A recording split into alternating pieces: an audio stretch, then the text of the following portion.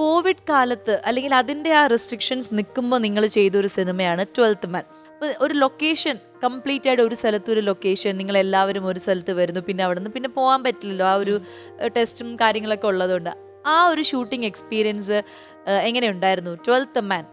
12th Man for so many reasons അത് ഭയങ്കര special ആയിട്ടുള്ളൊരു സിനിമയാണ്. ജിത്തു സർ ലാലേട്ടൻ്റെ കൂടെ ഞാൻ ആദ്യം ലോക്ക്ഡൗൺ ഒക്കെ തുടങ്ങുന്നതിന് തൊട്ട് മുന്നേ റാം എന്ന് പറഞ്ഞ സിനിമ ചെയ്തിട്ടുണ്ടായിരുന്നു. അപ്പൊ അത് ചെയ്തു, പിന്നെ ലോക്ക്ഡൗൺ ആയി. അത് കഴിഞ്ഞിട്ട് പിന്നെ 2 വർഷത്തേക്ക് പോകാനൊക്കില്ല. അപ്പോൾ 2 വർഷമല്ല, ഓൾമോസ്റ്റ് 1.5 years. അപ്പോൾ ലാസ്റ്റ് ഇയർ എന്നെ ജിത്തു സാറാണ് പെട്ടെന്ന് ഒരു ദിവസം വിളിച്ചിട്ട്, അപ്പൊ അതിനിടയ്ക്ക് കോണ്ടാക്ട് ഒന്നും ഇല്ല കേട്ടോ. നമ്മള് ലോക്ക്ഡൗൺ ആയിട്ട് എല്ലാവരും വേറൊരു മാനസികാവസ്ഥയിലാണല്ലോ. അപ്പൊ പിന്നെ ആരുമായിട്ട് എനിക്ക് പ്രത്യേകിച്ച് ഞാൻ ഫുൾ ഡിസ്കണക്റ്റഡ് ആയി പോയ അങ്ങനത്തെ ഒരു ഫീലായിരുന്നു. ആ സമയത്താണ് ജിത്തു സാർ എന്നെ വിളിച്ചത്. ജിത്തു സാർ വിളിച്ചിട്ട് പറഞ്ഞു, ഇങ്ങനെ ഞാനൊരു ചെറിയ സിനിമ ചെയ്യുന്നുണ്ട് OTTക്ക് വേണ്ടിയിട്ട്. ചെറിയ സിനിമേനെ വലിയ സിനിമ ആക്കുന്നത് അതിൽ ലാലേട്ടനുണ്ട്. അതുകൊണ്ട് മാത്രമാണ് അതൊരു വലിയ സിനിമ, അല്ലെങ്കിൽ ഒരു ചെറിയ സിനിമയാണ്. കുറച്ച് ആക്ടേഴ്സ് വെച്ചിട്ട് നമ്മൾ ഒരേ ലൊക്കേഷനിൽ ചെയ്യണേ. കഥ വന്ന് വായിച്ചു നോക്കൂ. എനിക്ക് 2 ക്യാരക്ടേഴ്സ് ഉണ്ട് എൻ്റെ മനസ്സിൽ. അതിൽ ഒരെണ്ണം നീ ചെയ്ത സൂപ്പർ ആവുമെന്ന് എനിക്ക് തോന്നുന്നു, പക്ഷേ I want to know your opinion. അപ്പോൾ വന്ന് വായിച്ചു നോക്കൂ എന്ന് പറഞ്ഞിട്ടാണ് എന്നെ വിളിക്കുന്നത്. അപ്പം അങ്ങനെ വിളിച്ചിട്ട് ഞാൻ പോയി വായിച്ചിട്ടാണ് സാറിൻ്റെ മനസ്സിലുണ്ടായിരുന്ന ഫിദ എന്ന് പറഞ്ഞ ക്യാരക്ടറാണ്. എൻ്റെ അടുത്ത് വേറൊരു ക്യാരക്ടറും പറഞ്ഞു, ഫിദ എനിക്ക് കംഫർട്ടബിൾ അല്ലെങ്കിൽ മാത്രം നമുക്ക് മറ്റേ ക്യാരക്ടർ നോക്കിയാൽ മതി എന്ന് പറഞ്ഞു. ഞാൻ വൈ നോട്ട്, ഫിദ ചെയ്യാലോ, ഫിദ എന്താ പ്രശ്നം, ഫിദ ചെയ്യാലോ. അപ്പോൾ ഫിദയ്ക്ക് ഒരു പ്രത്യേകതയുള്ള ഒരു ചിരിയുണ്ട്, ഒരു ഭാവം. നമുക്ക് ഇത് എന്താണ് ഇവർ ഉദ്ദേശിക്കുന്നത്, ഫിദയുടെ സ്ഥായി ഭാവം ഉണ്ടല്ലോ. അപ്പോൾ അത് എനിക്ക് നിന്റെ ചിരിയിൽ എനിക്ക് അത് കിട്ടിയിട്ടുണ്ട്, അത് കാരണമാണ് എന്ന് പറഞ്ഞു. ഞാൻ പറഞ്ഞു അതേത് ചിരിയാണ്, ഞാൻ സാധാരണ ചിരിക്കാറ്.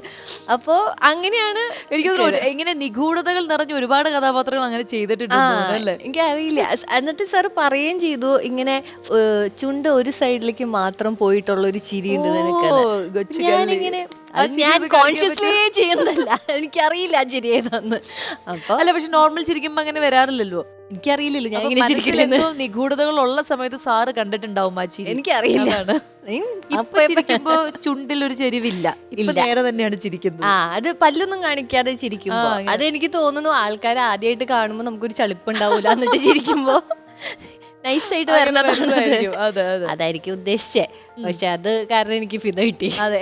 ആൻഡ് നമ്മള് പറഞ്ഞു, അതായത് റാം എന്ന് പറയുന്നൊരു സിനിമ എനിക്ക് തോന്നുന്നു നമ്മുടെ മലയാളി പ്രേക്ഷകർ കാത്തിരിക്കുന്ന ഒരു സിനിമയാണ്. ജിത്തു ജോസഫ് സാർ ആൻഡ് മോഹൻലാൽ കൂട്ടുകെട്ടിൽ. അതും ഒരു ചെറിയ പടമാവാൻ ഒരു സാധ്യത ഇല്ലാത്ത ഒരു സിനിമയാണ് റാം. അതിപ്പോ ഹ്യൂജ് ആയി പോയി, ഭയങ്കര ഹ്യൂജ് ആയി പോയി. അപ്പൊ ഈ റാമിലേക്കുള്ളൊരു വിളി വന്നതും ഇതേപോലെ തന്നെ നേരത്തെ ജിത്തു സാറിന് പരിചയം ഉണ്ടായിരുന്നോ, അത് പെട്ടെന്ന് വന്നൊരു വിളിയായിരുന്നോ? ജിത്തു സാറിന് പരിചയമൊന്നും ഉണ്ടായിരുന്നില്ല. എനിക്ക് പ്രൊഡ്യൂസർ തന്നെയാ, പ്രൊഡക്ഷൻ സൈഡിൽ നിന്ന് തന്നെയാണ് എന്നെ വിളിച്ചത്. ആ റാമിന്റെ സെറ്റിൽ ഞാൻ എങ്ങനെ അഭിനയിച്ചെന്ന് പോലും എനിക്ക് ഓർമ്മയില്ല. എന്നുവെച്ചാൽ അത്ര ടെൻഷനായിരുന്നു. ആദ്യമായിട്ടാണ് ലാലേട്ടന്റെ കൂടെ ചെയ്യുന്നത്. അപ്പൊ ജിത്തു സാർ വലിയ ഡയറക്ടർ അല്ലേ, വലിയ ഡയറക്ടറിന്റെ സെറ്റിൽ പോകുമ്പോ നമുക്ക് സ്വാഭാവികമായിട്ടുണ്ടാവുന്ന ഒരു പേടിയുണ്ടല്ലോ. പിന്നെ അപ്പുറത്ത് സിദ്ദീഖ് സാർ ഉണ്ടാവും, ഇപ്പുറത്ത് സായികുമാർ സാർ ഉണ്ടാവും. ഞാനൊരു കുട്ടി SP, ഇവരുടെ എല്ലാവരും നടുക്ക്. അപ്പോൾ എനിക്ക് ഭയങ്കര ടെൻഷനായിരുന്നു. പക്ഷേ 12th Man സെറ്റിലെത്തിയപ്പോഴാണ് ലാലേട്ടന്റെ കൂടെ ഒക്കെ ലാലേട്ടനും പിന്നെ അവിടെ എല്ലാവരും അവിടെ തന്നെയാണല്ലോ. ജിത്തു സാറിന്റെ കോട്ടേജ് എന്ന് പറഞ്ഞാൽ നിങ്ങൾ കമ്പനി ആവും. അതെ, ഇപ്പൊ ലാലേട്ടനും ലിയോണയൊക്കെ കട്ട കമ്പനിയാണ്. അയ്യോ അങ്ങനെ പറയില്ലേ, എടാ പോടാ ഇതൊക്കെ. ഈ ലിയോണ എന്നുള്ള പേരിന്റെ അർത്ഥം യഥാർത്ഥത്തിൽ എന്താണ് എന്നറിയോ? Like A lion. Like A lion, like A lion, lioness എന്നും വേണമെങ്കിൽ പറയാം. അത് ശരി, ഇത്ര തലയിടുമ്പോഴുള്ള പേരായിരുന്നോ? എന്റെ ഈശ്വര, എന്റെ തൃപ്രയാറപ്പ, ഞാൻ അറിഞ്ഞില്ല. പക്ഷെ ചേട്ടന്റെ പേരാണ് ഫസ്റ്റ് ഇട്ടത്. അപ്പോൾ ലയണൽ ലിഷോയ് എന്നാണ് ചേട്ടന്റെ പേര്, ലയണൽ. ശരി. അപ്പൊ ചേട്ടന്റെ പേര് കഴിഞ്ഞിട്ട് പിന്നെ അതിൽ ആ ബേബി നെയിംസിന്റെ ഒരു ബുക്ക് ഉണ്ടായിരുന്നു ഇവർക്ക്, അമേരിക്കൻ ബേബി നെയിംസിന്റെ എന്തോ. അതില് ലയണൽ സിസ്റ്റർ ലിയോണ എന്നെന്തോ പറഞ്ഞിട്ട് അങ്ങനെ സിബ്ലിങ്സ് നെയിംസ് അങ്ങനത്തെ പരിപാടിയൊക്കെ.